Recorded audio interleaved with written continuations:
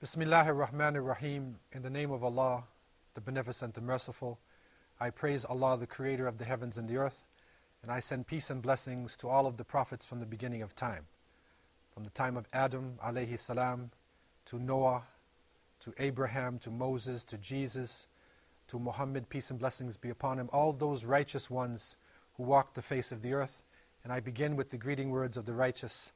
Assalamu alaikum wa rahmatullahi wa barakatuh. The Prophet Muhammad, peace and blessings be upon him, was the last of a long series of messengers and prophets. They came to every part of the world. Prophets came to China, to India, to Russia, to Southeast Asia, to Africa, to Europe, to the Americas. And what united these messengers of Allah was the belief in one God.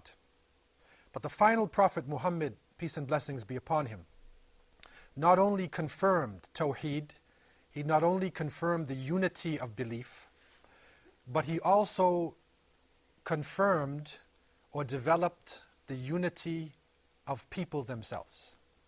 And so amongst his followers were people not only from the Arabian Peninsula, but from Persia, from Europe, from Ethiopia, from all parts of the known world. The Prophet Muhammad, peace and blessings be upon him, dealt with his followers with love, regardless of their color, regardless of the language that they spoke. Amongst his illustrious companions, there are over 25 Sahaba who are listed to be from Al-Habasha, from Abyssinia. They were the best of the Sahaba. They had come from their countries, they had struggled, they were striving with the other believers, and there are a few of them who are very prominent in the annals of history. Ayman, radiallahu anha, it is reported by the books of Sirah, the prophetic biography, that she was the dry nurse of the Prophet, peace be upon him, and when his mother passed away, she was the one who brought him back to Mecca. She remained an important person to him all of his life. Even later in Medina, when they mentioned that Ayman was in his presence, the Prophet, peace and blessings be upon him, although he was the last messenger and also a mighty ruler, he would stand and he would greet her with love. From amongst the Ethiopian companions of the Prophet ﷺ was also Sayyidina Bilal radiallahu anh. And he is known as the caller to prayer. He is known as the one who suffered severely during the Meccan period. And when he was being tortured, he would cry, Ahad, Ahad, one. He confirmed and maintained his belief in the one God. And it is reported that the Prophet, peace be upon him, on one occasion, when he was given a vision of paradise, he heard sounds, and he recognized the footsteps of Bilal. And so Bilal was promised paradise, radiallahu anhu, before his death. Amongst the Ethiopian companions also was Manhaj al-Habashi, Abu Bakr al-Habashi, Shukran al-Habashi, Hilal al-Habashi, Amir al-Habashi, and the list goes on, and there are over 25 who are mentioned amongst the major companions. In a minor sense, there were many scores of Ethiopians who were also engaged with the Prophet, peace and blessings be upon him, in the struggle for the establishment of Islam.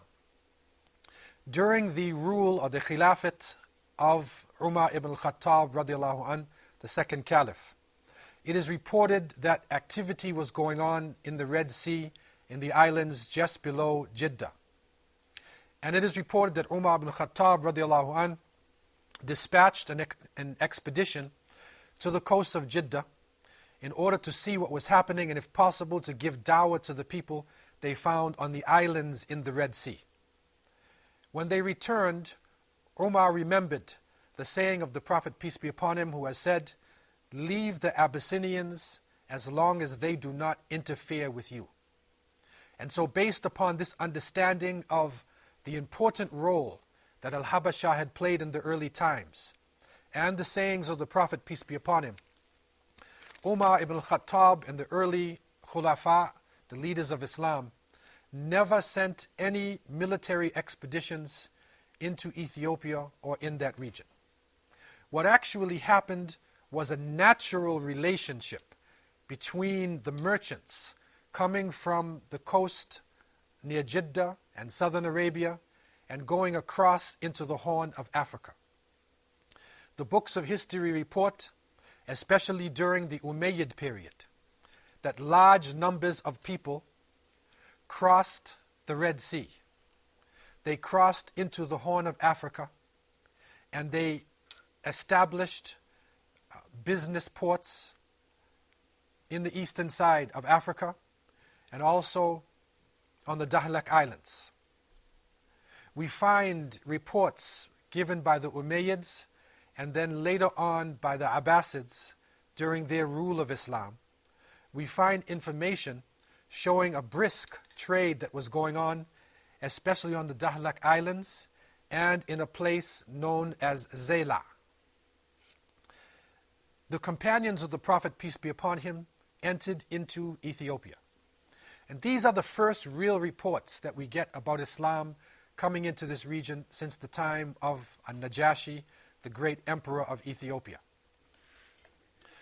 The companions, in a natural trade relationship with the people, did not come as conquerors. They did not come to engage themselves in military activities, but they came as merchants, as wandering scholars, as people who were reaching out to another land with the expectation that they would find brotherhood and solidarity. And so it is reported that the companions traveled into Ethiopia and then went further on, higher into the mountains, high into now what is known by history as Aksum. And when they reached high into the mountains, they found a number of settlements. These settlements were established by people many hundreds of years before their time. And it is reported that high in the mountains, they found a settlement known today as Harar. It was a mysterious part of the world, founded somewhere between the 7th to the 9th century AD. And one of the distinguishing points about this region, and especially Harar, right from the beginning, was the fact that it was the home of many important spices, and it is the home of the original coffee. The people of Harar cultured coffee, and they developed the use of coffee, and they spread it out to the Arabian Peninsula, and now coffee is being used throughout the planet. The people of Harar were Semitic-speaking people. The people of Harar had developed a type of spirituality and a type of unity from early times. And we find, especially in the 10th century AD, we find a great scholar, Sheikh Abadir, coming into the region, into Harar, and establishing what is known as the Ahli system. The city of Harar was built behind huge walls, and the Ahli system was based upon the relationship of the people in the city to the masjids. According to the fiqh of Imam al-Shafi'i, rahimahullah, it takes about 40 people to establish Jumu'ah. Once 40 men have established themselves in an area, it is permissible in the Shafi'i tradition, which was the prevailing understanding of jurisprudence in that region, then Jumu'ah becomes compulsory on the people. So based upon this system, the Ahli method was developed. This is a very important system, especially for Muslims today who are in isolated areas and who need to develop themselves and raise themselves to a higher level other than just coming to the masjid for prayers. The mosque was the center of community activity. The mosque was not only a spiritual place, but it was also a place where political decisions could be made. In the Ahli system, for every 40 families, there was an imam and a masjid. And so in Hara, what developed is a complicated web of masajid, of masjids, with an imam as the responsible person. And this leader, or amir or imam in that area, was responsible not only to establish salat and to educate the children in the Quran and Islamic sciences, but he was also responsible for the welfare of the people who were living in the vicinity of that masjid. Hara, because of this system, takes on a special meaning in Islamic history. Some historians even look to Hara and they give us the information that in this mysterious walled city, that there are more masjids per square meter than anywhere else in the face, on the face of the planet Earth. A masjid every time you turn. Every section of the city is a place to remember Allah subhanahu wa ta'ala. And so the people of Hara developed themselves 82 masjids within a circumference of 3,348 meters. These masjids, these houses of worship, became the hubs of activity. And because of that, the very culture of Hara itself took on a very high spiritual level. The people of Hara were oriented to Islamic sciences, and they developed a powerful grasp of the Arabic language and the book of Allah subhanahu wa ta'ala. And so Hara was well known for this system. Within this Ahli system as well was a political concept that each Amir or each Imam who represented his people would take the opinions of his people or the problems that they expressed to a Majlis al-Shura, and that formed the government of the whole of Hara, and there was an Amir over the government. So they developed a type of Islamic system, a mini Islamic state within the walls of this city in Ethiopia.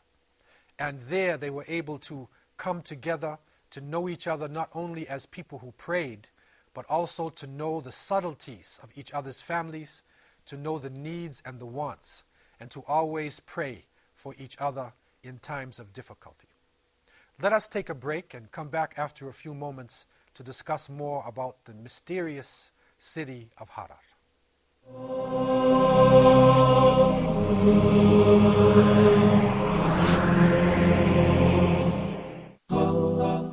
Huda TV strives to bring you, our viewers, the best in Islamic programming.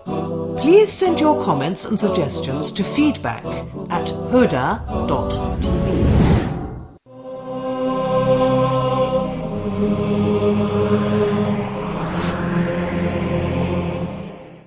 The city of Hara, high in the Ethiopian mountains, was a city of mystery and a city of Islamic scholarship.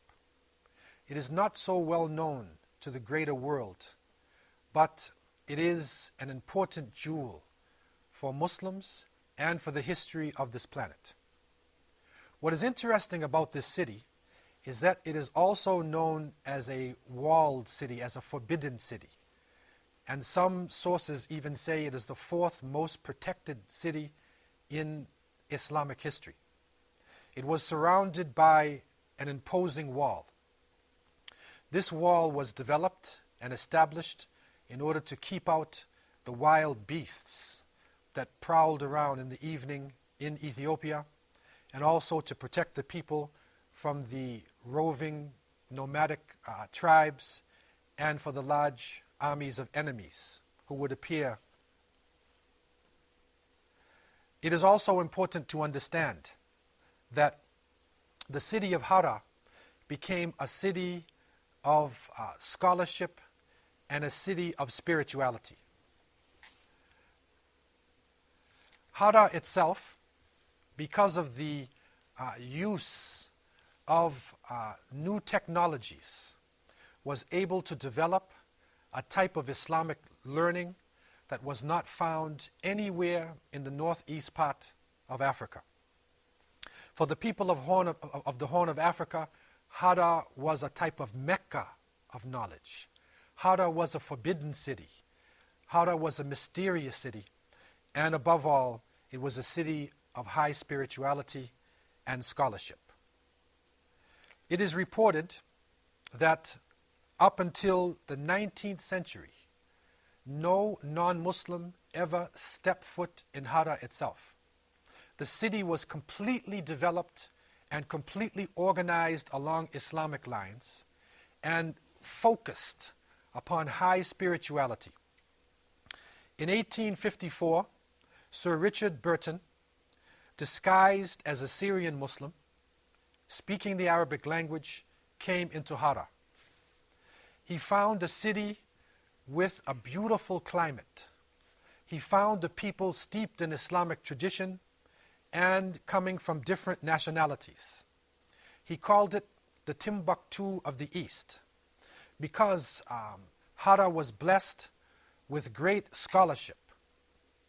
The people of Hara had developed a type of Arabic calligraphy where they were able to beautify the texts. They were able to bring the classical writings of scholars in such a way that it was pleasing to the eyes.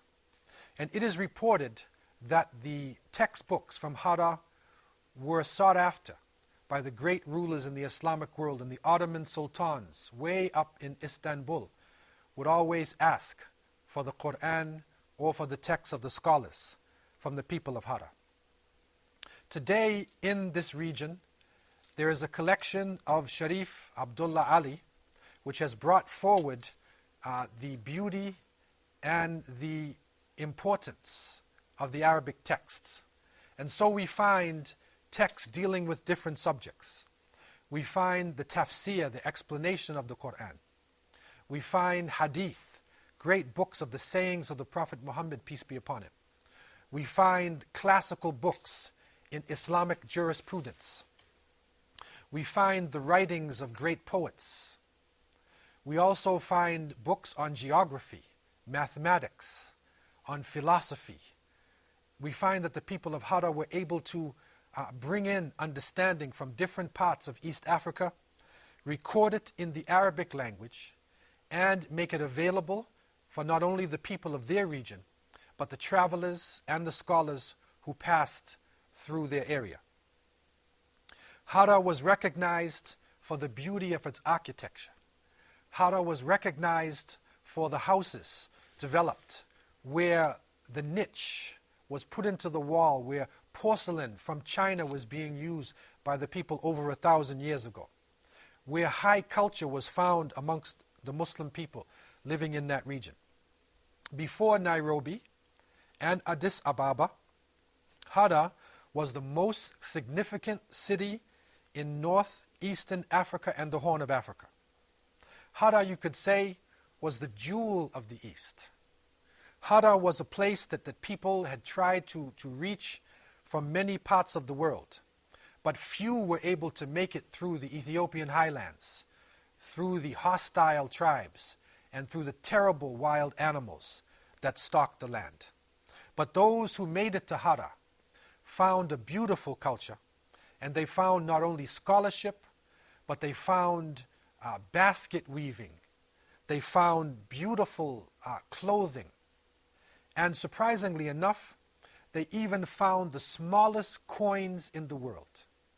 It is said that the coins minted in Hara with the Arabic language were some of the most beautiful tiny coins ever to be found. And the people of East Africa benefited from these coins.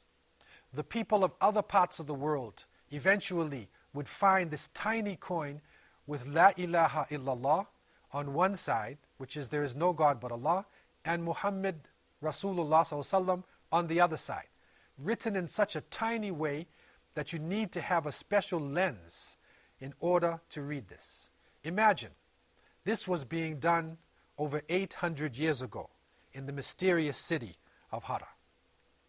Another important aspect about the culture of the people living in this region was the relationship of the men to the women. The women of Hara played a very crucial role in the running of the city. The women of Hara were known for their strong personalities and also their skills in trade. The marketplace was controlled by the women. The women had a strong saying, and when the Imam would meet with the people in the Ahli system, he would listen to the women and he would take the information from the women back to the Majlis al-Shura and back to the Amir, who was governing the town and establishing the way Hara would relate, not only to its citizens, but to other people coming into that region. And so Hara played a very important role in the Horn of Africa during this time. When we look at Hara in relationship to modern-day Ethiopia, we find that before the building of Addis Ababa, that most of the high culture of Ethiopia actually came from Hara. This is a surprise to many people because when Ethiopia is mentioned, normally people would think about the Christians of Ethiopia. If they don't think about the Christians, then they may even think about the droughts. They may think about famine. They may think about crisis. But the reality of Ethiopia and Africa, and especially this fabled city, is that it enjoyed all the parts of culture, of high culture, that were enjoyed by people throughout the planet. Hararis, the people coming out of this region, not only organized their own life to a high level, but they also helped to develop the city of Addis Ababa. They were involved in carpentry. They were masons in the building of the city. They were involved in the organization of the streets. And their contributions will be spoken about within Ethiopia for a long time. One strange report that comes from Hara is that they even found tombstones that they believe dated back to the time of Najashi. Najashi radiallahu an, the emperor who had given sanctuary to the Muslims in the time of the first hijrah, the first migration from Mecca. He was a well-known personality. But most of the books of history end the discussion concerning Ethiopia at the time of Najashi, and it never really opens back up again for centuries. The reality is, when a great ruler accepts any religion, his people accept with him. Najashi struggled against the worship of idols. Najashi struggled against the misunderstandings of the teachings of Jesus, the son of Mary, peace and blessings be upon him. And even though it is not recorded openly in the books, we are now finding information that points to the possibility that some of the companions of Najashi escaped the region after his death and went into the section of Ethiopia of Hara from a high mountainous area of Aksum. They went down into Hara, which is now in the southeast area in Ethiopia, and they helped to develop this mysterious city, which is now coming to the surface as an important capital for Islamic scholarship and Islamic culture. And so we look again at the history of Africa. When we look in objective eyes, when we really look at the sources, we recognize that the misunderstandings coming out of history, when dishonest historians would say that Africa had no civilization, that Africa did nothing towards the onward flow of humanity, this misunderstanding needs to be corrected. Young scholars with objective minds need to now enter into the languages of Africa, the languages of the Middle East, to understand this rich history and what it had to give to the people in early times. Today in Ethiopia, Muslims make up somewhere between 40 to 60% of the population. And Hara as a city is on the rise. It was even given the UNESCO award being the City of Peace. They consider it to be the city of peace for the whole world. This is an understanding that needs to be realized by people not only in Ethiopia, not only people in the Horn of Africa, but people throughout the planet. Hara was part of the natural extension of Islamic culture. Hara was an example of Islam spreading into the African continent, spreading into other parts of the world without violence, without a large army, without an imperialistic force. Hara was an expression of African culture through the Arabic language and through the teachings of the Prophet Muhammad, peace and blessings be upon him. And so the walls and gates of Hara are wide open. The forbidden city has now become an open city. And the people of Hara and Ethiopia and the Horn of Africa will play, God willing, an important role in the onward flow of Islam, and we believe also in raising up African culture in this world. And so we look again to the lights coming to us from untold stories in world history. These gems of wisdom need to come out of their treasure chests. People need to begin to go through the surface of their history books and really dig deeply into the stories and history of this planet. I leave you with this thought, and I leave you in peace. Assalamu alaikum wa rahmatullahi wa barakatuh.